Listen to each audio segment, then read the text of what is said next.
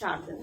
కృపా ప్రేమ గల తండ్రి, జీవగల దేవాన్ని బంగారు పాదాలకు వందనాలు స్తోత్రాలు చెల్లిస్తున్నాను తండ్రి. మహోన్నతుడైన దేవ, పరిశుద్ధుడైన తండ్రి, మీకు వందనాలు స్తోత్రాలు చెల్లిస్తున్నాం ప్రభా.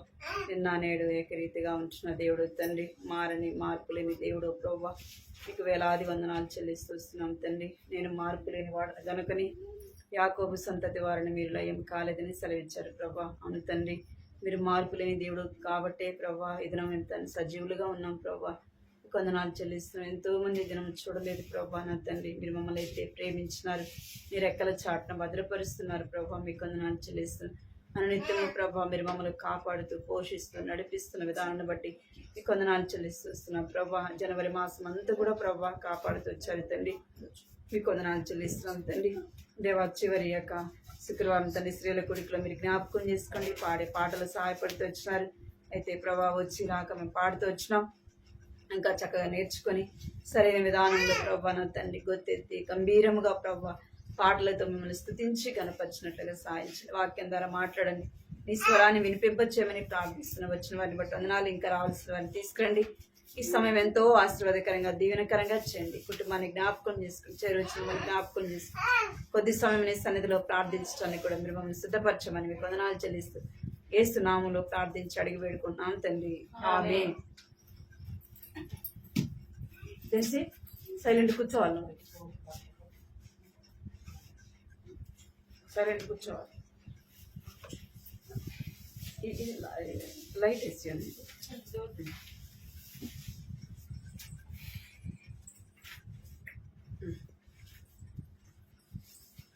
నేను వాక్యం చూద్దాము. సామెతలు 14వ అధ్యాయం 1వ వచనం. సామెతలు 14వ అధ్యాయం 1వ వచనం.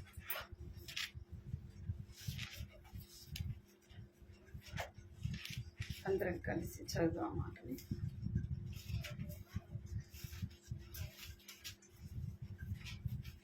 ఒకటో అధ్యాయం 14వ వచనం. 14వ అధ్యాయం 1వ వచనం. సామెతలు చదవచ్చు, కలిసి చదువు అన్నమాట. జ్ఞానము గల జ్ఞానవంతురాలు తన ఇల్లు కట్టును. చాలు. ఇక్కడ జ్ఞానము అనే మాటను మనము చూద్దాం. జ్ఞానవంతురాలు ఏం చేస్తుందంట? తన ఇల్లును కట్టింది. ఇక్కడ మనము జ్ఞానము గల స్త్రీ ఎవరంట? జ్ఞానము గల స్త్రీ ఏం చేస్తుందంట? తన ఇంటిని కట్టుకుంటుంది.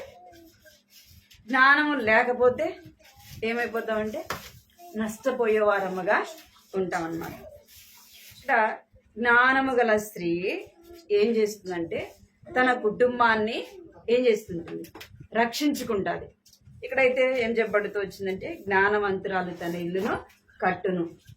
ఇక్కడ మనం జ్ఞాపకం చేసుకునేది ఏంటంటే జ్ఞానము గల స్త్రీ ఏం చేస్తుందంటే తన కుటుంబాన్ని రక్షించుకుంటారు.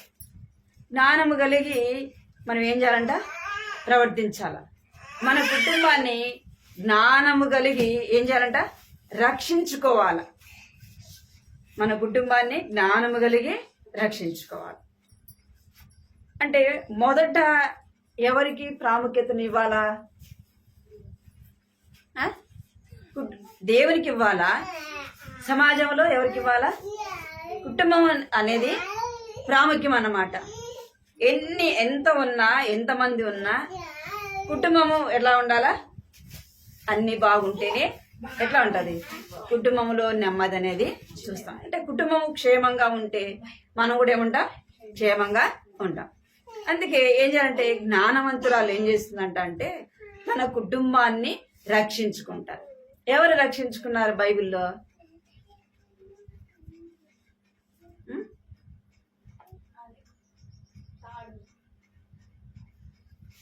చెప్పాలి.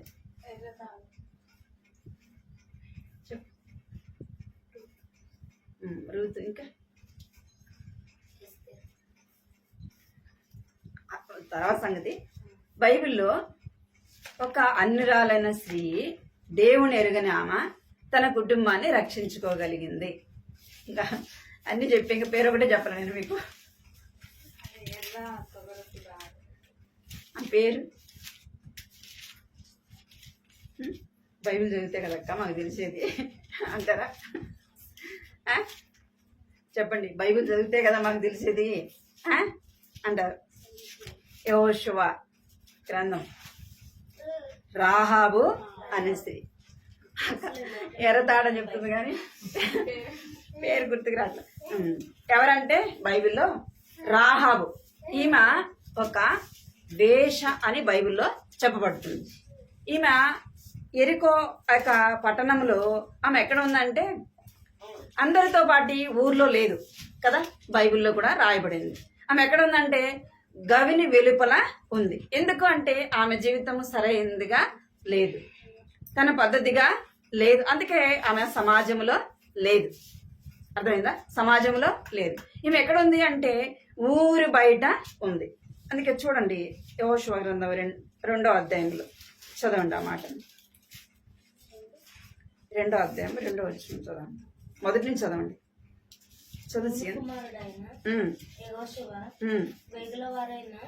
ఇద్దరు మనుషులను పిలిపించి, మీరు పోయి ఆ దేశమును ముఖ్యంగా ఎరుకను చూడని వారితో చెప్పి కిత్తీము వద్ద నుండి వారిని రహస్యముగా పంపింది. వారు వెళ్లి రహాబనునొక వేశ్య ఇంట చేరి అక్కడ దిగగా, దేశమును వేగుచూచుటకు ఇశ్రాయేలు వద్ద నుండి మనుషులు రాత్రి వేళ ఇక్కడికి వచ్చిరని ఎరికో రాజునకు వర్తమానం వచ్చింది. అతడు నీ వద్దకు వచ్చి నీ ఇంట చేరిన ఆ మనుషులను వెలుపలికి తీసుకొని రమ్ము. ఇక్కడ ఈమె యెహోషువ వేగుల వారిని పంపుతూ వచ్చినాడు. దేవుడు ఆ పట్టణాన్ని వారికి అప్పగించడానికి పంపించినప్పుడు వారు ఎరుకో పట్టణానికి వెళ్ళారు. ఎరుకో చూసి వారు వస్తున్నప్పుడు ఏం చేస్తూ వచ్చారంటే వారిని ఎరుకో వారు తరుముతూ వచ్చినప్పుడు అక్కడ ఊరు బయట ఆ ఇల్లు కనపడింది, రాహాబు ఇల్లు. వారు ఏం చేస్తూ వచ్చారంటే రాహాబు ఇంట్లోకి వెళ్తూ వచ్చినారు. వెళ్ళినప్పుడు ఆమెకు తెలుసు వాళ్ళు ఎవరు అనేది ఎవరికి తెలుసు? రాహాబుకి ఆమెకి తెలుసు. వీరు దేవుని ప్రజలు, దేవుడు ఈ పట్టణాన్ని వీరికి అప్పగించబోతున్నాడు అని ఆమెకు తెలుసు అన్నమాట. ఆమె తెలిసి ఆమె చెప్తుంది, మీ దేవుడు గొప్పవాడు, మీ దేవుడు ఎదుట ఎవరు కూడా నిలబడలేరు అని ఆమె సాక్ష్యము చెప్తుంది అన్నమాట. అప్పుడు ఆమె ఏం చేస్తూ వచ్చిందంటే వారు వచ్చినప్పుడు, వారు దాక్కోవడానికి వెళ్ళినప్పుడు వాళ్ళు ఏం చేస్తూ వచ్చిందంటే ఆమె దాచిపెడుతూ వచ్చింది. దాచిపెట్టింది. వాళ్ళు వచ్చినారు, అడిగినారు, మీ ఇంటికి ఇద్దరు మనుషులు వచ్చారు కదా వేగు చూడటానికి వచ్చినారు, వాళ్ళు ఎక్కడ అంటే ఆమె ఏం చెప్తూ వచ్చిందంటే వారు వెళ్ళిపోయినారు, మీరు త్వరగా వెళితే వారిని పట్టుకోవచ్చు అని చెప్తూ వచ్చింది అనమాట. అయినప్పటికీ ఆమె ఏం చేస్తూ వచ్చిందంటే వారి ఇద్దరిని కూడా దాచిపెట్టింది. వాళ్ళు వచ్చినారు, అడిగినారు, వెళ్ళిపోయినారు. అప్పుడు చెప్తా ఉంది ఈ రాహాబు యొక్క స్త్రీ చెప్తా ఉంది, నేను మీకు ఉపకారము చేశాను. అంటే నేను మీకు ఏం చేస్తూ వచ్చింది? సహాయము చేసింది. నేను మీకు సహాయం చేశాను కదా, అయితే మీరు కూడా నాకేం చేయాలా? ఉపకారము చేయాల. ఆ మాట అంటే చూడండి, అదే అధ్యాయంలోనే 2వ అధ్యాయం 12వ వచనం చూడండి, 11, 12 చదవండి. మీ దేవుడైన యెహోవా పైనున్న ఆకాశమందును క్రింద భూమి అందును దేవుడు. మీ ఎదుట ఎట్టి మనుషులకైనా ధైర్యము ఏమాత్రమునో ఉండదు. ఎవరి గురించి చెప్తుంది అంటే ఆ యొక్క వారు ఎరిగిన దేవుడు గురించి ఆమె గొప్పగా చెప్తా ఉంది. మీ దేవుడు మీ అందును ఆకాశమందును దేవుడు, మీ దేవుని ఎదుట ఎవరు కూడా నిలబడలేరు. అయితే అక్కడ 12వ వచనంలో ఏముందంటే, నేను మీకు ఉపకారము చేసేది గనుక మీరు నా తండ్రి ఇంటి వారికి నా తండ్రి ఇంటి వారికి ఉపకారం చేసి నాకు నిజమైన ఆనవాలు ఇచ్చి చెప్తా ఉంది. నేను మీకు ఉపకారం చేశాను కదా, మీరు కూడా నాకేం చేయాలా? ఉపకారము చేయాలి. దేవుడు ఈ పట్టణాన్ని మీకు ఇస్తాడు, మీరేం చేస్తారు? ఈ పట్టణాన్ని నాశనం చేస్తారు. అప్పుడు నాకేం చేయాలి? మీరు ఉపకారం చేయాల అని అడుగుతూ వచ్చింది ఆమె. ఇంకా కింద వచ్చిన మనం చూస్తే 13వ వచనంలో, నా తండ్రియు నా తల్లియు నా అన్నదమ్ములు నా అక్కచెల్లెలు వారికి కలిగిన వారందరూ చావక బ్రతుకునట్టు రక్షించినట్టుగా దయచేసి యెహోవా తోడుని ప్రమాణము చేయుడి. ఏం చెప్తుందంటే దేవుడు మీకు ఈ పట్టణాన్ని ఇస్తాడు, అయితే నా కుటుంబానికి ఏం చేయకూడదు, మీరు కీడు చేయొద్దు, నష్టం రావద్దు. కాబట్టి మీరు నాకు ఏం చేయాలంట, ప్రమాణం, యెహోవా నామమును బట్టి ఏం చేయాలా, ప్రమాణము చేయాలా. ఇక్కడ ఆ ఎరికోలో ఎంతో మంది ఉంటారు కదా, తన ఫ్రెండ్స్ ఉంటారు, తెలిసిన వాళ్ళు ఉంటారు, బంధువులు ఉంటారు, అందరూ ఉంటారు. వారందరి గురించి అడిగిందా అంటే ఆమె వారందరి గురించి అడగట్లేదు, కానీ ఏమడుగుతుందంటే తన కుటుంబము విషయమే ఆమె ఏం కలిగి ఉంది, శ్రద్ధ కలిగి ఉంది, జ్ఞానము కలిగి ఆలోచించింది కదా, జ్ఞానము కలిగి ఆలోచించింది. మనం అనేక సార్లు ఏం చేస్తామంటే జ్ఞానముగా కరెంట్ వైర్లు, ఇక్కడ మనం ఏం చేయాలంటే జ్ఞానము కలిగి ఉండాలి. జ్ఞానము కలిగి ఏం చేయాలంటే, జ్ఞానము కలిగిన స్త్రీ ఏం చేస్తుందంటే తన కుటుంబాన్ని రక్షించుకుంటది. జ్ఞానము కలిగిన స్త్రీ ఏం చేస్తుందంటే తన కుటుంబ విషయమే శ్రద్ధ కలిగి ఉంటది.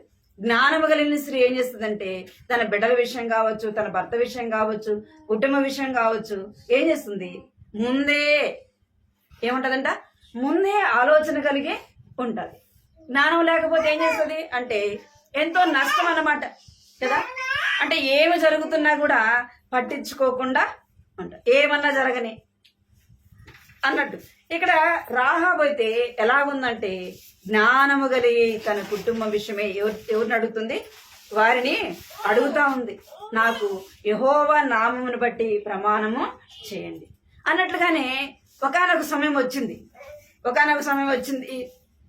అక్కడ ఎరుకో పట్టణాన్ని దేవుడు వారికి అప్పగించినప్పుడు వారు చెప్తూ వచ్చినారు, సరే నువ్వు మాకు ఎలాగైతే ఉపకారం చేసినావో మేము కూడా ఏం చేస్తాము, నీకు ఉపకారము చేస్తాం అని చెప్తూ వచ్చినప్పుడు వాళ్ళు చెప్తూ వచ్చినారు, అయితే మేము వచ్చినప్పుడు నీ ఇంట్లో ఎవరెవరు ఉండాలా, నీ ఇంటి వారందరినీ కూడా ఎక్కడ తెచ్చి పెట్టుకోవాలా, నీ ఇంటిలో తెచ్చుకొని పెట్టుకోవాలి. ఎవరిని, తల్లిని, తండ్రిని, నీ యొక్క రక్త సంబంధులు ఎవరైతే ఉన్నారో వారిని ఏం చేయాలంటే నువ్వు నీ ఇంటిలో చేర్చుకోవాలి, నీ ఇంటిలోకి వారిని తెచ్చిపెట్టుకోవాలని చెప్తూ వచ్చినారనమాట.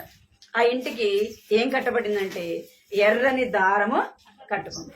ఎర్రని దారము దేనికి సాదృశ్యము అంటే యేసు ప్రభు యొక్క రక్తానికి సాదృశ్యం.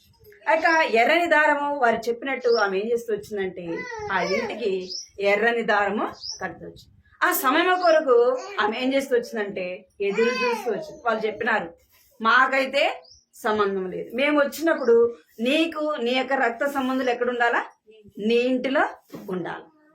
వారిని ఇంటిలోనికి నువ్వు తెచ్చుకోకుండా నువ్వు నిర్లక్ష్యంగా ఉండి నీ కుటుంబానికి నష్టం కలిగితే మేం బాధ్యులము కాదు అంటే ముందే వారు హెచ్చరించినప్పుడు ఆమె ఏం చేస్తూ వచ్చిందంటే జ్ఞానము కలిగి ఆ కుటుంబాన్ని ఎక్కడ తెచ్చి పెట్టుకుందంట, తన ఇంటిలో పెట్టుకుంటూ వచ్చింది.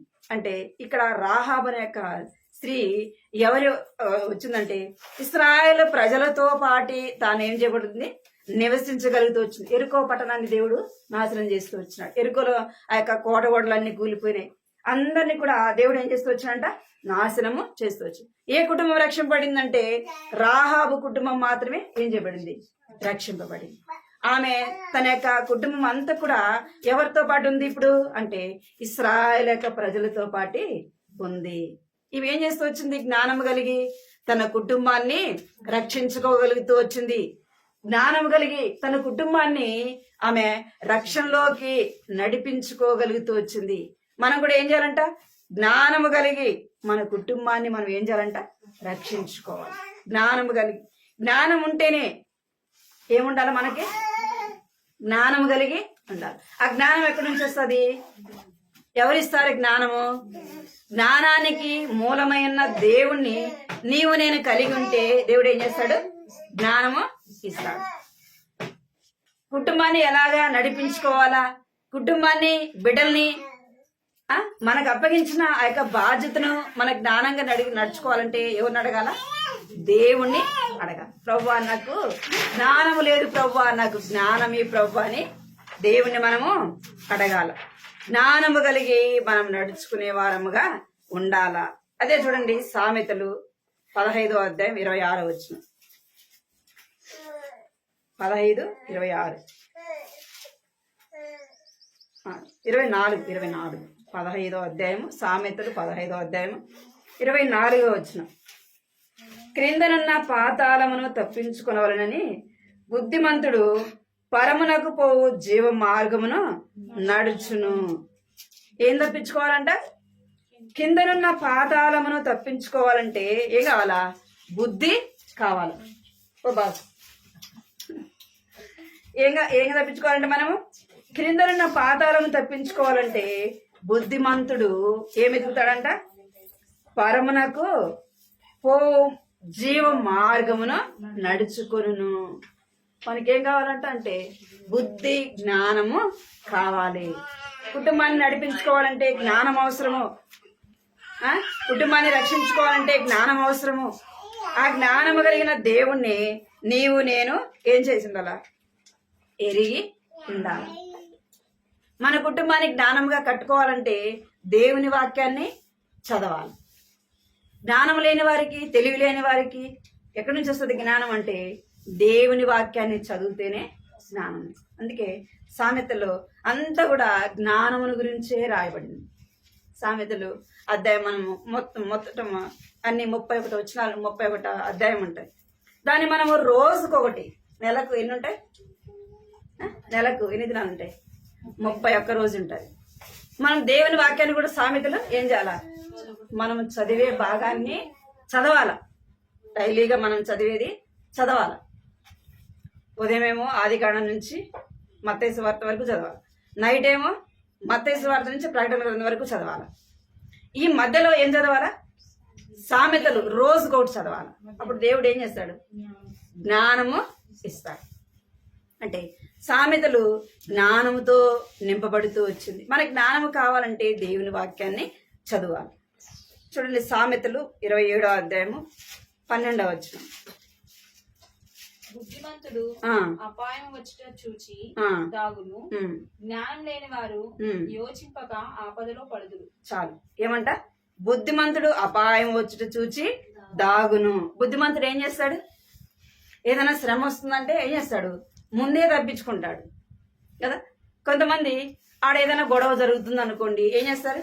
అమ్మో మనకెందుకులే కదా, అనవసరంగా మనం అడిగిపోయినామనుకో మనం ఇరుక్కుంటాం కదా, మనకెందుకు అని ముందే తప్పించుకుంటారు. జ్ఞానం లేని వాళ్ళు ఏం చేస్తారు? నా విధంగా మాట్లాడతారా, నా విధంగా అనేసి అనవసరమైన వాటిల్లో మనం ఏం చేస్తాం? ఏదో ఒకటి మనం ఏదైనా మంచి చెప్పడానికే పోతాం, కానీ ఏమవుతాం మనం వాళ్ళ మధ్యలో తిరుగుతాం. ఏముండాలంట? బుద్ధిమంతుడు ఏం చేస్తాడంట? అపాయం వచ్చుట చూచి దాగును. జ్ఞానము లేని వాడు ఏం చేస్తాడ?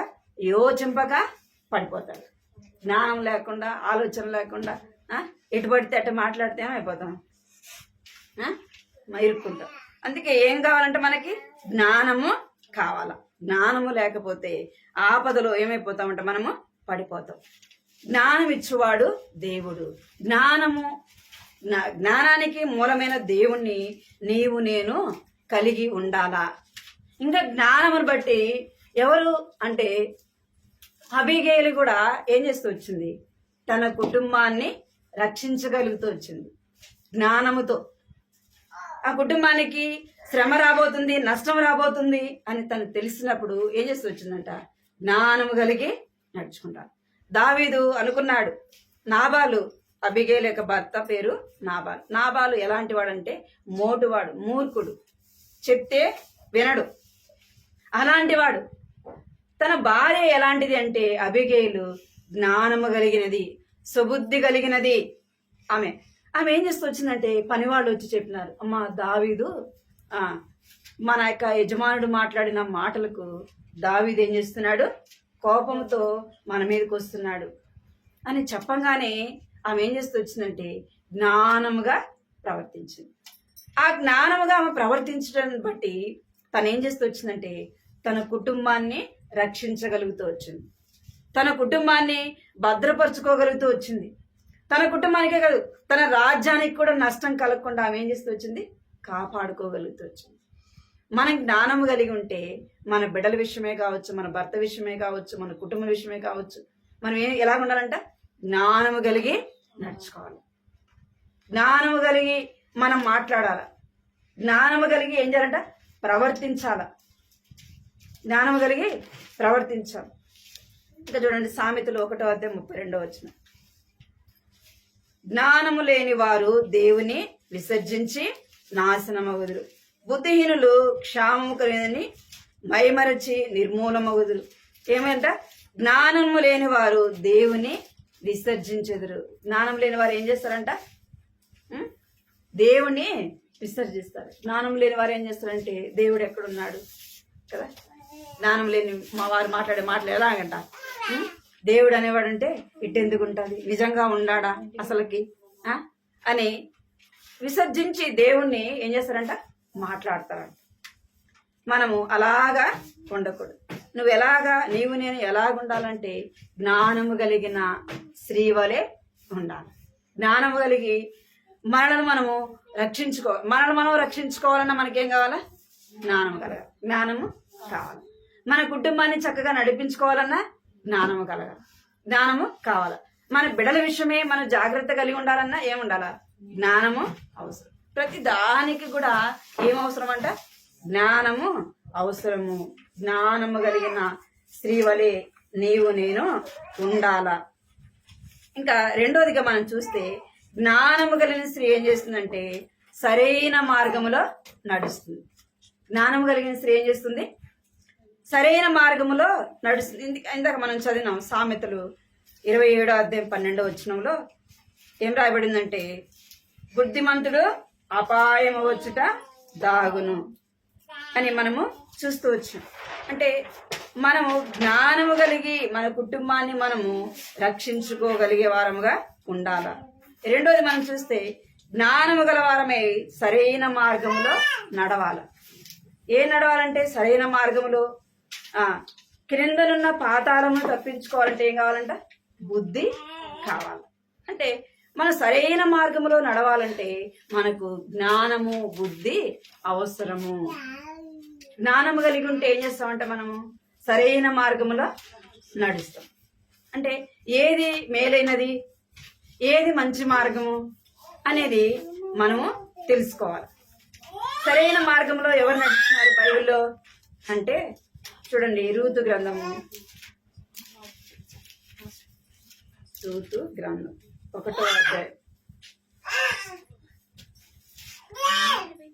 16వ వచనాన్ని చదువు. 1వ అధ్యాయం 16వ వచనం. 16వ అధ్యాయం 16వ వచనం. అందుకు రూతు నా వెంబడి రావద్దనియు నన్ను విడిచిపెట్టమని నన్ను బతిమాలు. నీవు వెళ్ళు చోటికి నేను వచ్చేదని, నీవు నివసించు చోటని నేను నివసించదని, నీ జనమే నా జనం, నీ దేవుడే నా దేవుడు. ఇక్కడ రూతు ఏం చెప్తుందంటే నయోమితో చెప్తా ఉంది. ఏమని చెప్తుందంటే నయోమి చెప్తా ఉంది, అమ్మ మీరు తిరిగి వెళ్ళిపోండి, మీ ఇంటికి మీరు వెళ్ళిపోండి, మీ బంధువుల వద్దకు మీ తల్లిదండ్రుల వద్దకు వెళ్ళిపోమని చెప్తా ఉంది. ఇక్కడ రూత్ అయితే తాను జ్ఞానము కలిగిన స్త్రీగా ఏది సరైన మార్గము, ఏది సరైన మార్గము అని తను గ్రహించగలుగుతూ వచ్చింది. నేను మోయాబు దేశానికి వెళ్ళాను అనుకో, ఏమైపోతా నేను? మళ్ళా లోకంలో పాపంలో పడిపోతా. అది సరైన మార్గము కాదు. అది ఎలాంటి మార్గం అంటే పాతాళము. ఎలాంటిది అది? పాతాళం. మోయాబు దేశము విగ్రహారాధనతో కూడినది, ఇంకా భయంకరమైన పాపముతో కూడిన దేశం. ఏది? మోయాబు దేశం. ఆమె ఎప్పటి వరకు ఉంటూ వచ్చింది అంటే యవన కాలం వరకు ఎక్కడుంటూ వచ్చింది? పుట్టినప్పటి నుంచి వివాహం అయ్యేంత వరకు కూడా మోయాబు దేశంలోనే ఉన్నది. వివాహం అయినాకనే నిజమైన దేవుడు ఎవరో తెలుసుకోగలిగింది. మనము ఎక్కువ అనుభవం ఆమెకి దేంట్లో ఉంది అంటే మోయాబుని గురించి ఆమెకి తెలుసు. మరి అప్పుడప్పుడే దేవుని నమ్ముకొని కదా, దేవుని ఎరిగి 10 సంవత్సరాల లోపు ఏం గ్రహించుంటుందామా? చెప్పండి. ఏమంటుందంటే నన్ను వెళ్ళమని చెప్పద్దు, నన్ను బలవంతము చేయొద్దు, నువ్వు ఎక్కడికి వెళితే నేను అక్కడికి వస్తా, నువ్వు ఎక్కడ నివసిస్తే నేను అక్కడ నివసిస్తా, నీ దేవుడే నా దేవుడు, నీ జనమే నా జనము, చెప్తాం మనం. మన దృష్టి అంతా ఎక్కడ ఉంటుంది? పుట్టింటి మీదనే ఉంటుంది. అత్తగారిళ్ళు, ఎంతమంది ఆడపిల్లలు, ఆడబిడ్డలు అందరూ బాగా చూసినా కానీ మన దృష్టి అంతా ఎవరి మీద ఉంటుంది? మన వాళ్ళ మీదనే మనకి ఉంటుంది అన్నమాట. ఇక్కడ ఈమెకి ఎవరి మీద ఉంది అంటే ఆ యొక్క యూదా బెత్లెహేము గురించి ఆమెకు తెలియదు. అక్కడ ఉన్న ప్రజలు తెలీదు. ఆమె ఏం చేస్తుందంటే అక్కడికి వెళ్తా అని చెప్తుంది, నీవు నివసించే చోటనే నివసిస్తా, నీ జనమే నా జనము అంటే సరైన మార్గము. జ్ఞానము కలిగిన స్త్రీ ఏం చేస్తుందంట? సరైనదే ఎంచుకుంటారు. ఏది మంచిదో అదే ఎంచుకుంటుంది. జ్ఞానం లేకపోతే ఏం చేస్తాం మనం?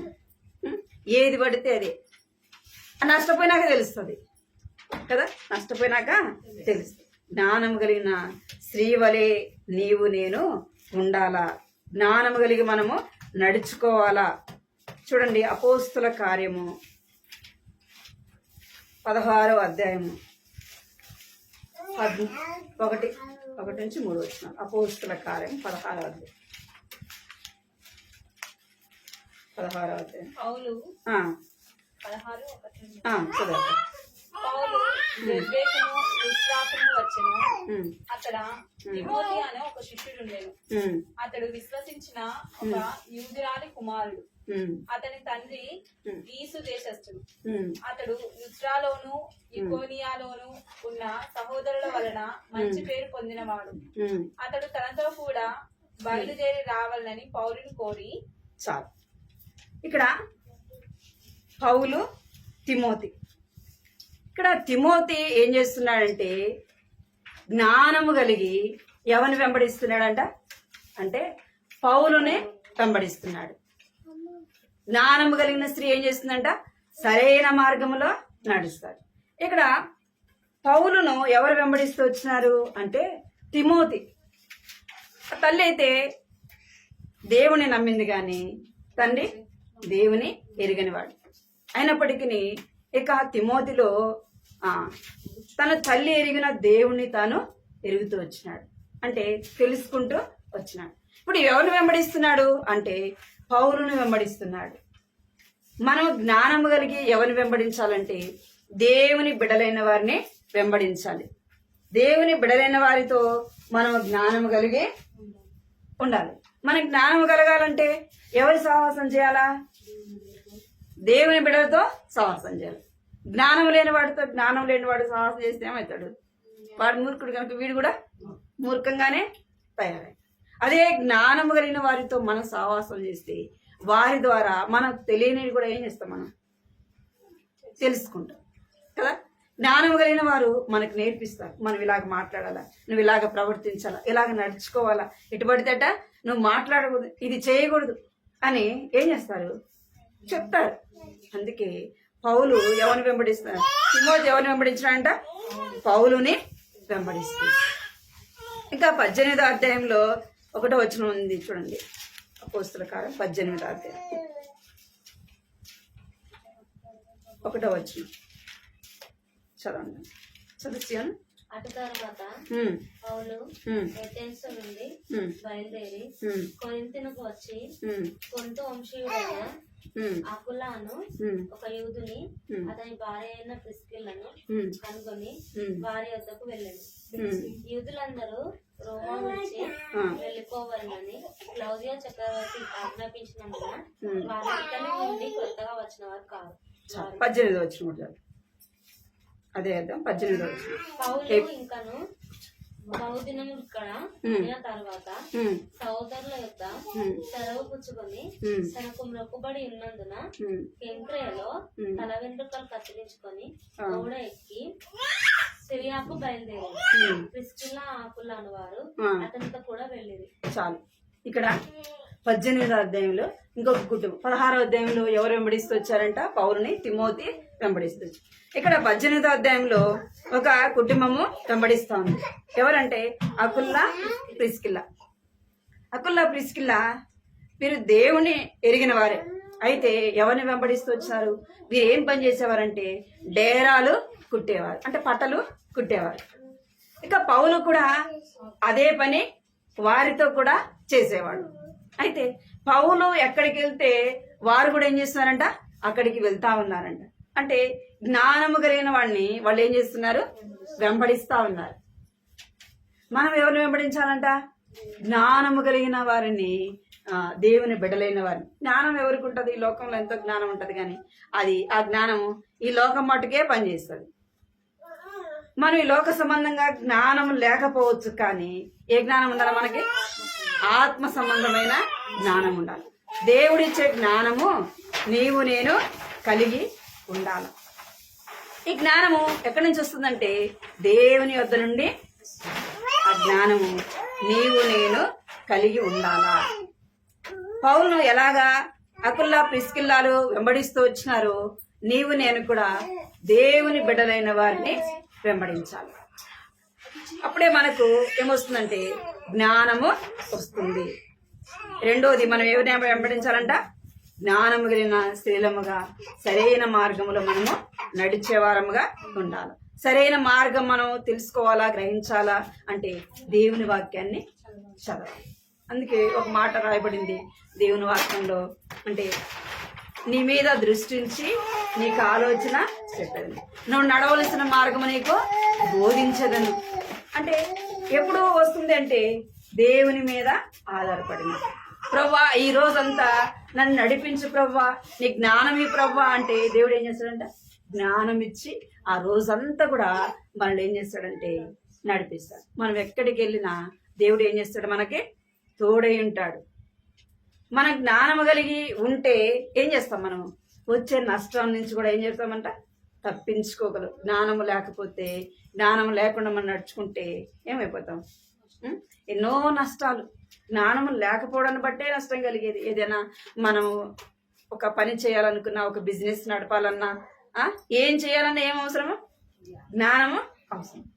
జ్ఞానం లేకుండా నేనేదో నాకు తెలుసు, నేను ఈ పని చేయగలను, ఈ బిజినెస్ నేను నడపగలను కదా, నేను ఈ పని చేయగలను అనుకుంటే నీ జ్ఞానం అక్కడ పని చేయదు. ఎవరి జ్ఞానం కావాలా, దేవుని యొక్క జ్ఞానము అవసరము. కనుక మనం ఏం కలిగి ఉండాలంటే జ్ఞానము గల స్త్రీగా ఉండాలి. జ్ఞానము కలిగి కుటుంబాన్ని కట్టుకోవాలి. జ్ఞానము గల స్త్రీగా సరైన మార్గంలో మనం నడిస్తే మన వెనకాల ఎవరు వస్తారు, మన పిల్లలు వస్తారు కదా, మన భర్త వస్తాడు, మన కుటుంబం వస్తాడు. మనల్ని బట్టి మన కుటుంబానికి క్షేమం, మన కుటుంబానికి రక్షణ, మన కుటుంబానికి భద్రత. కుటుంబానికి నష్టం కలగకుండా ఉండాలంటే ఎవరికి జ్ఞానం కలిగి ఉండాలా, భార్య జ్ఞానం కలిగి ఉండాలి. జ్ఞానం కలిగి నువ్వు నడుచుకున్నప్పుడే నీ కుటుంబాన్ని నువ్వు కట్టుకోగలవు. జ్ఞానం లేకపోతే మన కుటుంబాన్ని మనము కట్టుకోలేము, మన కుటుంబాన్ని రక్షించుకోలేము, మన కుటుంబాన్ని సరైన మార్గంలో నడిపించుకోలేము. ఇంకేముంటుంది, జ్ఞానము కలిగిన స్త్రీ ఏం చేస్తుందంటే దేవుని యొక్క సహాయం కొరకు ఎదురు చూస్తుందంట. ఏం చేస్తుందంట, జ్ఞానము కలిగిన స్త్రీ దేవుని యొక్క సహాయం కొరకు ఎదురు చూసేదిగా ఉండాలి. నువ్వు నేను జ్ఞానము కలిగి ఉంటే ఎవరి సహాయం కోరుకుంటాము, దేవుని యొక్క సహాయాన్ని కోరుకుంటాం. దేవుని యొక్క సహాయం కొరకు ఏం చేస్తామంటే ఎదురు చూస్తాం. చూడండి, 1 రాజులు 17వ అధ్యాయం. 1 రాజులు 17వ అధ్యాయం. జ్ఞానము కలిగిన స్త్రీ ఎవరి కొరకు ఎదురు చూస్తుందంట, దేవుని యొక్క సహాయం కొరకు ఎదురు చూస్తుంది. ఇక్కడ 17వ అధ్యాయంలో ఎవరు కనపడతారంటే సారేపతు యొక్క వెధవరాలు కనపడుతుంది. ఆ పేరు రాయబడలేదు, కానీ సారేపతు అనేది ఊరి పేరు. అక్కడ ఒక విధవరాలు ఉంది. ఈమె ఆ యొక్క దేశంలో ఏమంటే భయంకరమైన కరువు. ఎలాంటి కరువు అంట, భయంకరమైన కరువు, నీళ్లు లేదు, పంటలు పండేది లేదు. అంటే అంత భయంకరమైన కరువులో తను ఉంటా వచ్చింది. ఎలాంటి కరువు అంటే ఇంకా ఇంకా మరణము తప్ప ఇంకా వేరేది మార్గము లేదు అనే కరువులో ఉంది. ఈమె అనుకుంది తన దగ్గర ఉన్నదంతా కూడా అయిపోయింది, కొంచెమే పిండి, కొంచెమే నూనె.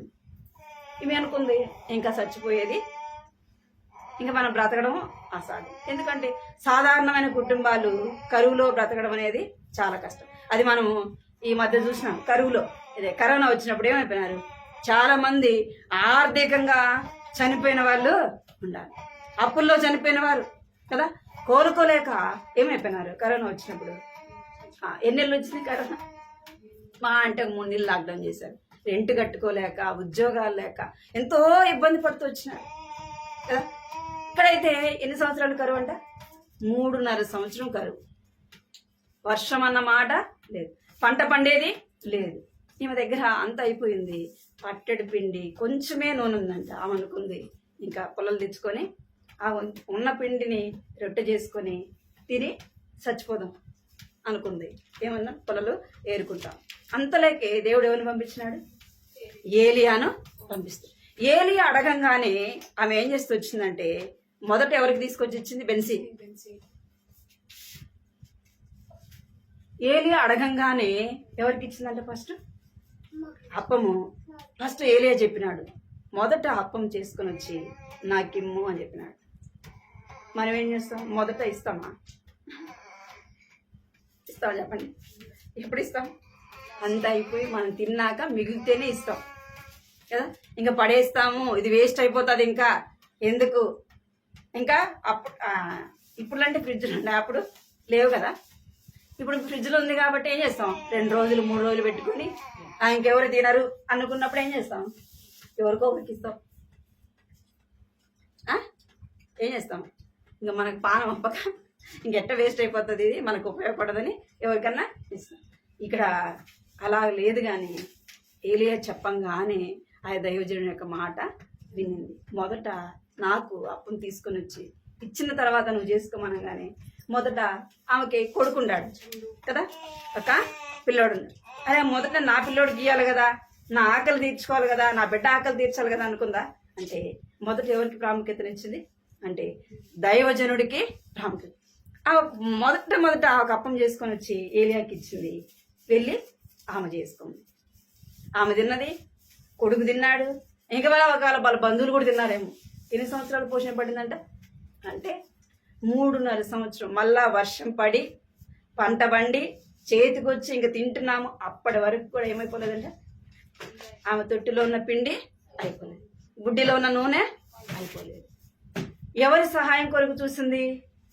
ఎవరి యొక్క అవసరత ఆమె తీర్చింది అంటే దైవజనుడి యొక్క అవసరతను ఆమె తీర్చింది. ఆమె దైవజనుడి యొక్క అవసరత తీర్చింది, ఆమె అక్కడ కూడా తీర్చబడింది. అంటే దేవుని యొక్క సహాయం మనకు కావాలంటే మనం ఏం చేయాలి? దేవుని బిడ్డలకు యొక్క సహాయము చేయాలి. మొదట నీ అవసరత తీర్చబడాలంటే నువ్వు ఏం చేయాలి? మొదట మరొకరికి సహాయము చేయాలి. అది ఎవరికి చేయాలా అంటే దేవుని బిడ్డలైన వారికి సహాయము చేయాలి. దేవుడు మర్చిపోతాడా? మర్చిపోవడానికి దేవుడు అన్యాయస్తుడా అంటే నువ్వు చేసిన దాన్ని దేవుడు మర్చిపోడు. ఈమె ఆ యొక్క దైవజనుడికి ఇవ్వడం ద్వారా తన కుటుంబం పోషింపబడింది. ఇంకా మనం అక్కడ వాక్యం చదివితే ఏమైందంటే చూడండి, 17వ వచనము, 17వ అధ్యాయం 17వ వచనం, 17వ అధ్యాయం 17వ వచనం. అటు తర్వాత ఆ ఇంటి యజమానురాలి ఆమె కుమారుడు రోగి ప్రాణమును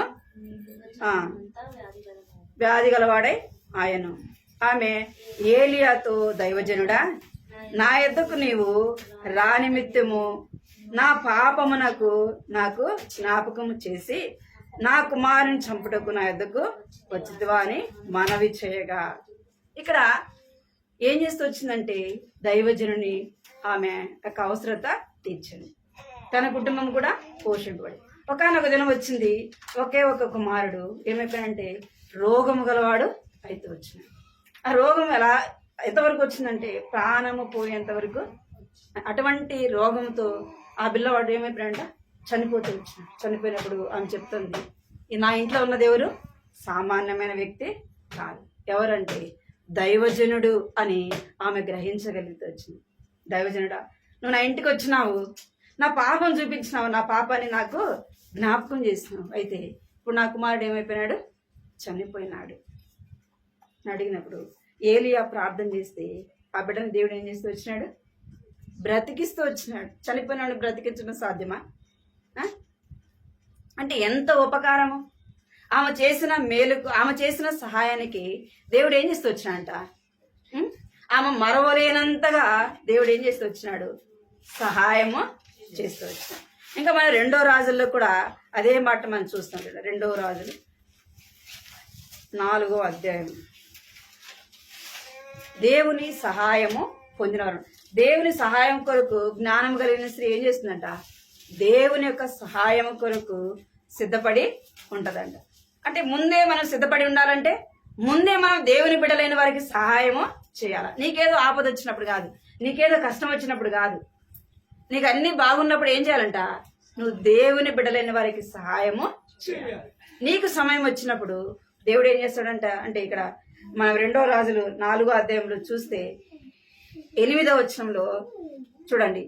ఒక దినమున ఎలీషా సునేమి పట్టణమునకు పోగా అతడ గనురాలైన యొక్క స్త్రీ భోజనమునకు రమ్మని అతడిని బలవంతము చేసిన గనుక అతడు ఆ మార్గమున వచ్చినప్పుడల్లా ఆమె ఇంట భోజనము చేయించుండెను. ఏం చేస్తూ వచ్చండి? ఇక మన కింద చదివితే ఆమె ఆ సునేమిరాలు ఏం చేస్తూ వచ్చిందంటే దైవజనుడు వచ్చినప్పుడు ఆమె ఏం చేస్తుందంట? బలవంతంగా వాళ్ళ ఇంటికి తీసుకుని పోయి ఆయనకు భోజనము పెట్టేది. ఆయన వచ్చినప్పుడల్లా ఎవరింటికి వెళ్ళేవాడు అంటే వాళ్ళింటికే వెళ్ళేవాడు. అట్లా రోజు ఆయన ఎప్పుడైనా మీటింగ్లకు వచ్చి ఆ పట్టణాన్ని వచ్చినప్పుడల్లా ఎవరింటికి వెళ్ళేవాడు? ఆ సునేమిరాలు ఇంటికి వెళ్ళేవాడు. ఆమె గ్రహించింది.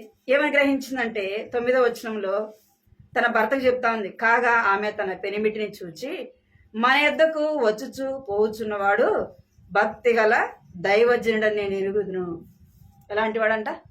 భక్తి గల దైవజనుడు. మన ఇంటికి వస్తా పోతున్నాడు కదా అంటే అక్కడ అర్థం ఏంటంటే తన భర్త దేవుని ఎరిగినవాడు కాదు. తన భర్తకు చెప్తా ఉంది మన ఇంటికి వచ్చిపోయిన దైవజనుడు. ఆయన మన ఇంటికి వస్తున్నాడు కదా, వచ్చినప్పుడల్లా ఒకవేళ మన మధ్యలో ఉండటానికి ఆయనకి ఇబ్బందికరంగా ఉండొచ్చు కదా. ఆయనకి ఏం చేయాలి? మన ఇంటి మీద ఒక చిన్న గదిని ఏర్పాటు చేస్తే ఏముంటుంది? ఆయన వచ్చినప్పుడు భోజనం చేసుకొని రెస్ట్ తీసుకొని పోతే మన కుటుంబానికి ఎంతో ఆశీర్వాదం కదా, మన కుటుంబానికి ఎంతో ఆశీర్వాదం అని తన భర్తకు చెప్పినప్పుడు తన భర్త ఏం చేస్తూ వచ్చినంట అంటే ఆమె ఎంత జ్ఞానంగా ప్రవర్తించిండొచ్చు కదా. తన భర్తతో చెప్పగానే కడతారా? ఇప్పుడు ఒకవేళ మేమే ఉన్నాం అనుకోండి, వేరే ఊరికి వెళ్తున్నాం, మనం వెళ్ళంగానే ఏదో అన్న వస్తున్నాడులే, అన్నకు పైన ఒక రూమ్ ఏర్పాటు చేద్దాం, అక్క వచ్చా ఉంటుంది పైన ఒక రూమ్ ఏర్పాటు చేద్దాం అని చేస్తారా? అంటే ఆమె ఎలాగంటే ఆమె దేవుని అందరి భయభక్తులు కలిగి ఉండవచ్చు, జ్ఞానము కలిగిన స్త్రీగా ఉండవచ్చు. అందుకే తన భర్త చెప్తాయా మన ఇంటికి వచ్చాయన దైవజనుడు. ఒకవేళ మనం అటు ఇటు తిరుగుతూ ఉంటాం, మనం మాట్లాడుతూ మన ఇంటికి వస్తూ ఉంటారు పోతూ ఉంటారు, ఇబ్బందికరంగా ఉంటుంది. ఆయన రెస్ట్ తీసుకోవాలన్నా ఆయనకి ఏం కావాలా? పైన రూము ఏర్పాటు చేయదు అనగానే పైన ఏం చేయబడిందంట? రూము ఏర్పాటు చేయదు. అప్పుడు ఎలీషా అంటాడు, ఇంత భక్తి ఇంతగా మన పట్ల శ్రద్ధ చూపడానికి కారణం ఏముంది? ఈమెకి ఏదో అవసరమై ఉంది, ఈమెకేదో కొరతగా ఉంది, ఈమెకేదో అవసరత ఉంది అని దైవజనుడు గ్రహిస్తూ వచ్చినాడు. దైవజనుడు గ్రహించినాడు. గెహాజీకి చెప్తున్నాడు, ఆమెకి ఏం కావాలో అడుగు, మన వల్ల ఆమెకి ఏ సహాయమో, మనకి ఎంత చేసింది కదా, ఆమెకి ఏమైనా సహాయము కావాలేమో, నువ్వు అడుగు అని చెప్తే అప్పుడు గెహాజీ అంటాడు, ఆమెకి ఏమీ లేరు, పిల్లలు లేరయ్యా, ఆమెకి పిల్లలు లేరు అనగానే ఎలీషా చెప్పినాడు, మళ్ళా వచ్చే సంవత్సరానికి నీకెవరుంటారు? కుమారుడు ఉంటాడు అనగానే మరలా అదే సంవత్సరానికి వచ్చినప్పుడు ఎవరు పుట్టారంటే ఒక బాబు. అంటే ఇక్కడ దేవుని యొక్క సహాయం కొరకు ఆమె ఏం చేసి వచ్చింది? దైవజనుడైన వారిని ప్రేమించింది, తన ఇంటిలో చేర్చుకుంది, వారి యొక్క అవసరతను తీరుస్తూ వచ్చింది. ఈ అధ్యాయంలోనే ఆ యొక్క ఒక్క కుమారుడు చనిపోయినప్పుడు ఆమె ఎవరి దగ్గరికి వెళ్తూ వచ్చిందంటే ఎలీషా దగ్గరికి పరిగెత్తుకుంటూ వెళ్ళింది. అయ్యా నువ్వు బిడ్డనిచ్చినావు కదా, కుమారుని ఇచ్చినావు, కుమారుడు ఏమైపోయినాడు? చనిపోయినాడు. నేను అడగలేదు కదా నిన్ను నాకు బిడ్డ కావాలని, నువ్వేం చేసినావు? మరుసటికి కుమారుడు పుడతాడని చెప్పినావు, కుమారుడు పుట్టినాడు. ఇప్పుడు ఏమైపోయినాడంటే చనిపోయినాడు. ఈమె కుమారుడు చనిపోతే కూడా తన భర్తకి చెప్పలే. ఏం చేస్తూ వచ్చిందంటే అక్కడ రాయబడింది. ఏం చేస్తూ వచ్చింది అంటే వర్తమానం పంపించింది. నేను ఎక్కడికి వెళ్ళాలా? దైవజనుడి దగ్గరికి నేను వెళ్ళాలా. ఆయనకి ఆశ్చర్యంగా ఉంది భర్తకి. ఇప్పుడు అమావాస్య కాదు, ఏం కాదు, ఎందుకమ్మా దైవజనుడి దగ్గరికి అంటే నేను వెళ్ళాలి అంటే ఆ బిడ్డను ఏం చేస్తూ వచ్చిందంటే దైవజనుడు ఏ మంచం మీద అయితే పడుకుంటాడో ఆ మంచం మీద పడుకోబెట్టి వెళ్ళింది. ఇంకా చనిపోయినాడు కదా, పాతి పెట్టేద్దాం, ఇంకా బ్రతుకుతాడా అనుకుందా అంటే జ్ఞానము. ఆమె ఏమి ఉపయోగించింది? జ్ఞానం. దైవజనుడు ఏమైనా చేయగలడు కదా, దైవజనుడు ఏమైనా చేయగలడు. ఆయన నోటి మాట చెప్పినాడు, నా కుమారుడు కలిగినాడు. ఇప్పుడు బిడ్డ చనిపోయినాడు, బ్రతికించలేడా? తన భర్తకు చెప్పరా. ఏం చేస్తూ వచ్చిందంటే దైవజనుడు దగ్గరికి వెళ్ళి చెప్పింది. దైవజనుడు రావడం ద్వారా, ప్రార్థన చేయడం ద్వారా ఆ బిడ్డ ఏమన్నాడట? తిరిగి బ్రతికినాడు. ఇంకా మనం చూస్తే ఆమె ఆ దేశంలో కరువు వచ్చినప్పుడు వేరే దేశానికి వెళ్ళింది పనికి. ఆ మాట కూడా ఉండే చూడండి, 8వ అధ్యాయంలో 6వ వచనం, 2 రాజులు 8వ అధ్యాయం 6వ వచనం. రాజు అశ్విని అడిగినప్పుడు ఆమె అతనితో సంగతి తెలియజెప్పాడు. కాబట్టి రాజు ఆమె పక్షంగా ఒక అధిపతిని నియమించి ఆమె సొత్తు యావత్తును ఆమె దేశం ఇచ్చినప్పటి నుండి నేటి వరకు భూమి ఫలించిన పంట యావత్తును ఆమెకు మరలా విమర్శలు ఇచ్చింది. చాలు. ఇక్కడ జరిగింది 4వ అధ్యాయంలో 18వ వచనంలో ఆ బిడ్డ చనిపోతాడు. ఎలీషా వచ్చి ప్రార్థన చేయడంగానే ఆ బిడ్డను దేవుడు బ్రతికిస్తాడు అనమాట. ఆ దేశంలో కరువు వచ్చింది, అందరూ ఎవరి పాటి వాళ్ళు ఆ ఊరిని విడిచిపెట్టి వెళ్ళిపోయినారు. మరలా ఆ వర్షం పడి మళ్ళా పంట పండుతుంది అన్నప్పుడు ఆమె తిరిగి వచ్చింది. తిరిగి వచ్చినప్పుడు ఇక్కడ గెహాజీ ఏం చేస్తున్నాడంటే రాజుకు చెప్తున్నాడు, అయ్యా ఎలీషా యొక్క గొప్పతనాన్ని గురించి రాజుకి చెప్తా అన్నాడు.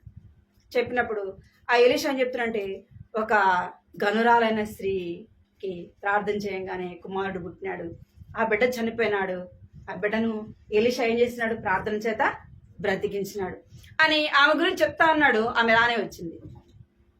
నేను చెప్పినామా ఏమనే, ఈమె కుమారుడే. ఎలీషా ఏం చేసినాడు? ప్రార్థన చేసి బ్రతికించినాడు అని ఆమెను అడగంగానే అవునయ్యా అని చెప్తాను. దేవుడు నా విషయంలో ఈ మేలు చేసినాడని ఆమె చెప్పినప్పుడు ఆమెకేం కలిగిందంటే అంటే విడిచిపోయినప్పటి నుంచి ఆ పంట ఏదైతే పండుతూ వచ్చిందో, ఆమె ఏదైతే విడిచిపెట్టిపోతుందో అదంతా కూడా తిరిగి ఏం చేస్తూ వచ్చింది? ఆమె పొందగలుగుతూ వచ్చింది. అక్కడ 6వ వచనంలో రాయబడింది, ఆమె భూమి ఫలించిన పంట యావత్తును ఆమెకు మరలా ఇమ్మని సెలవిచ్చాను. ఏం చేసింది ఆమె అంటే దైవజనుని చేర్చుకున్నది. దేవుని యొక్క సహాయం కొరకు ముందే ఆమె ఏం చేసిందంట? సిద్ధపడింది. అర్థమైందా మీకు? ఏమైందంట? ముందుగానే సిద్ధపడింది. ఆ మేలు చేయటం ద్వారానే ఈమెకి ఎంత మేలు జరిగింది. మనం కూడా ఏం చేయాలంటే జ్ఞానము కలిగి ఉంటే మనం ఏం చేస్తాం? జ్ఞానముగానే ప్రవర్తిస్తాం. నువ్వు ఇచ్చేది దేవుని మందిరంలో నువ్వు ఏదైనా కావచ్చు, అది ఒక దినాన నీ అవసరత తీర్చబడుతుంది. మనమే మన ఇంట్లో 100 రూపాయలు ఉందనుకోండి, రోజుకు 10 రూపాయలు ఎత్తి పెడతా వచ్చినాం, అది మనం తీసుకోకుండా అది ఒక దినాన్ని ఏమవుతుంది? మనకే ఉపయోగపడుతుంది కదా. అదే విధముగా నువ్వు దేవునింటిలో దేవునికి ఇచ్చేది, దేవుని బిడ్డలకి ఇచ్చేది ఏమవుతుంది? నీకు అవసరం వచ్చినప్పుడు అది మనం ఎలాగ తీసుకుంటామంటే, మనం ఎవరికైతే ఇస్తామో డబ్బులు, 1000 రూపాయలు 2000 ఇచ్చామనుకోండి, మనకు అవసరమైనప్పుడు ఏం చేస్తాం? మనం వారిని ధైర్యంగా వెళ్ళి అడుగుతాం. నేను నీకు ఇచ్చా కదా, ఇప్పుడు నాకు అవసరమైంది, నాకు ఇవ్వు అని అడుగుతాం. ఎప్పుడు అడుగుతాం అన్నమాట? ఇచ్చినప్పుడే అడుగుతాం కదా. ఇచ్చినప్పుడే అది మనము ధైర్యంగా అడగలం. ఏది? అది మంది కాబట్టి. అందుకే బైబిల్లో రాయబడింది ఏం చేయాలంట? మీ యొక్క 10వ వంతు భాగమును నా మందిరంలోకి తీసుకొని రండి. మొదట మీరు నాకు ఇచ్చి నన్ను ఏం చేయాలా? శోధించండి. మీరు నాకు ఇచ్చి నన్ను అడగండి, నేను మీకు ఇస్తాను. దేవుని దగ్గర మనం ఎందుకు పొందలేదు, మనం ఎందుకు తీసుకోవట్లేదంటే మనం ఏం చేయట్లేదు, దేవుని దగ్గర మనం దాచిపెట్టుకోవట్లా కదా. మనుషులు, నమ్మకం లేని మనుషుల మీద ఏం చేస్తాం? నమ్ముతాం. డబ్బులు ఇస్తాం కదా, ఏమవుతాం? మోసపోతాం. మనం ఎవరిని నమ్మాలా? దేవుణ్ణి నమ్మాలి. దేవుని ఇంటిలో మన యొక్క దేవుని యొక్క అవసరతలు మనం తీర్చినప్పుడు దేవుడు మన యొక్క అవసరతలు, మన యొక్క అక్కర్లు ఏం చేస్తాడంట? తీరుస్తాడు. అందుకే జ్ఞానం కలిగిన స్త్రీ ఏం చేస్తుందంట? ముందే సిద్ధపడతారు. ముందే సిద్ధపడ్డంటే కుటుంబంలో ముందు ఈ 10 రూపాయలు అవసరమవుతుందేమో కదా, ఈ 1000 రూపాయలు అవసరమవుతుందేమో, ఉన్నది ఈరోజు ఖర్చు పెట్టేసుకుంటే రేపెట్టు కదా. జ్ఞానం కలిగి ఆలోచించేవాళ్ళు ముందు నుంచి ఏం చేస్తారంటే జాగ్రత్త చేసుకుంటూ వస్తారు. జ్ఞానం లేనివారు ఇచ్చినాడా, తిన్నామా, అయిపోయిందిగా. రేపు అవసరమైనప్పుడు ఏం చేస్తాం? వారింటికి వీళ్ళింటికి వీళ్ళను ప్రాధాయపడతాం. మరి వాళ్ళు లేకపోతే ఏం చేస్తాం? బాధపడతాం కదా. అవసరానికి ఇలే అంటే మరి నువ్వు చేసే పని వాళ్ళు చేస్తున్నారు కదా, నీ అవసరానికి వాళ్ళు ఎట్లా ఇస్తారు? నువ్వు ముందే ఏం చేయాలి? జ్ఞానము కలిగి ఉండాలి. పిల్లలు ఉండాలి, కుటుంబం ఉంది, ఈ 10 రూపాయలు నాకు అవసరమవుతుందేమో అని జ్ఞానము కలిగి కుటుంబాన్ని ముందే సిద్ధపరచుకోవాలి. కుటుంబం యొక్క అవసరతలను ఎరిగి ఉండాలి. అందుకే సామెతలు 31వ అధ్యాయంలో చదివితే జ్ఞానవంతురాలు ఏం చేస్తుంది అక్కడ మీకు తెలుస్తుంది. 31వ అధ్యాయంలో చదివితే ఆమె జ్ఞానము కలిగి ఎలాగ ప్రవర్తిస్తుందో, జ్ఞానం కలిగి కుటుంబాన్ని ఎలాగా కాపాడుకుంటుందో మనం అధ్యాయం చదివితే తెలుస్తుంది. మొదట మనం ఏం చేయాలంట? జ్ఞానము కలిగి మన కుటుంబాన్ని రక్షించుకోవాలి. రెండోది, జ్ఞానము కలిగిన స్త్రీ ఏం చేస్తుంది? సరైన మార్గంలో నడుస్తుంది. తను నడుస్తూ తన కుటుంబాన్ని, తన బిడ్డలను, తన భర్తను కూడా ఏం చేస్తుంది? జ్ఞానము కలిగి ఆ కుటుంబం తను ఏ మార్గంలో అయితే నడుస్తుందో ఆ మార్గంలో నడిపించుకోవాలి. జ్ఞానం కలిగిన స్త్రీ ఏం చేస్తుందంట? దేవుని యొక్క సహాయము కొరకు ముందే సిద్ధపాటు కలిగి ఉంటారు. ఈ 3 అంతల అనుభవంలో జ్ఞానం కలిగి మనం నడుచుకోవాలంటే ప్రతిరోజు కూడా దేవుని వాక్యాన్ని మనము చదవాలి. ఏం చదవాలా? ప్రతిరోజు దేవుని వాక్యాన్ని చదవాలి. వాళ్ళ గురించి వీళ్ళ గురించి చదువుతుంటాం మనం రోజు. ఎవరి గురించి? ఆ అక్క గురించి, ఈ అక్కని గురించి, ఆయన గురించి, అన్న గురించి, ఆ ఇంట్లో వాళ్ళ గురించి, ఇంట్లో గురించి. వాళ్ళని చదివితే మనకేమొస్తుంది? అర్థమైందా మీకు? ఏం చేయాలి? వాళ్ళ గురించి వీళ్ళ గురించి మనము మాట్లాడద్దు. వాళ్ళ గురించి వీళ్ళ గురించి మనం చెప్పుకోవాల్సిన అవసరం లేదు. ఆ సమయంలోనూ దేవుని వాక్యాన్ని చదివితే ఏమొస్తుంది? జ్ఞానము వస్తుంది. మనకు జ్ఞానం లేకపోవచ్చు, కానీ దేవుడు ఇస్తాడు జ్ఞానం. అది ఎప్పుడు వస్తుందంటే దేవుని వాక్యం చదివినప్పుడు వస్తుంది, దేవుని మీద ఆధారపడినప్పుడు వస్తుంది, దేవుని సన్నిధిలో కూర్చొని ప్రార్థించినప్పుడు ఏం చేస్తుంది? దేవుడు జ్ఞానము ఇస్తాడు. అందుకే బైబిల్లో రాయబడింది, పేతురు వాళ్ళు జ్ఞానము లేనివారు, విద్య లేనివారు, వారు చదువు లేనివారు. బైబిల్లోనే రాయబడింది ఆ మాట. మళ్ళీ చూస్తాము. వారు ఎలాంటి వారంట? జ్ఞానం లేనివారు. వాళ్ళు ఏం పని చేసేవాడంటే చేపలు పట్టేవారు, ఎప్పుడు సముద్రం తీరాన ఉండేవారు. అయితే దేవుడు పిలిచినాడు. వారు ఏం చేస్తూ వచ్చినారు? మీరు రండి, నేను మిమ్మల్ని మనుషులు బట్టి జాలర్లుగా చేస్తాను అని చెప్పంగానే వాళ్ళు ఏం చేశారంట?